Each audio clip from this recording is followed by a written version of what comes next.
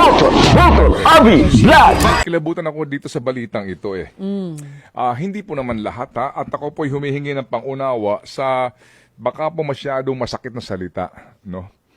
Kayo ba'y talaga bang sukdulan ng kawalangihaan ninyo? Mawalang galang lang po. Sorry po, hindi naman sa lahat.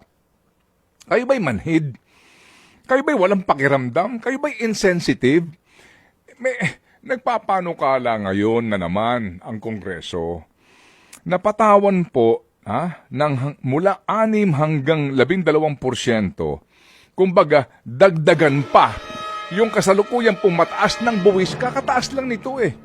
Doon po mga kapatid, sa sinasabi nga na matatamis na inumin natin, okay po naman nga sana. Diba? Pati po itong ating 3-in-1 na kape. Nagtaas na po sila ng buwis dito eh. Gusto ho nilang gawin na mula 20 hanggang 40% yung pong buwis dito. Ang adhikain nila para daw mabawasan yung kumukonsumo ng mga matatamis na inumin. At ilagay daw sa PhilHealth yung pera. Ang ganda po ng inyong press release eh. Diba? Para sa kalusugan ng mga Pilipino. Mawalang galang lang. Ano po? Katataas lang ng buwis nito.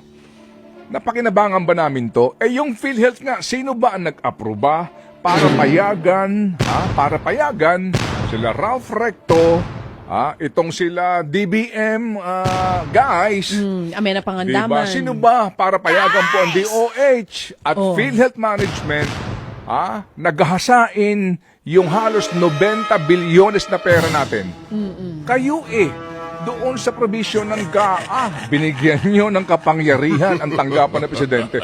Kaya kinuha nga po kung hindi pinahinto ng Supreme Court, naubos na ho sana yung halos 90 billion, di ba? 89.9 yan. Di namin ba kakalimutan yan? Di ba kawalangihaan na po ito sa atin? Di ba? Hindi ka ba naiinsulto? Doon nga po pinag-uusapan yung ninanakaw ninyo Tapos magtataas pa kayo ng buwis? Para daw sa PhilHealth na naman? Anak ng... Saan kayo humuhugot ng kapal na mukha nyo?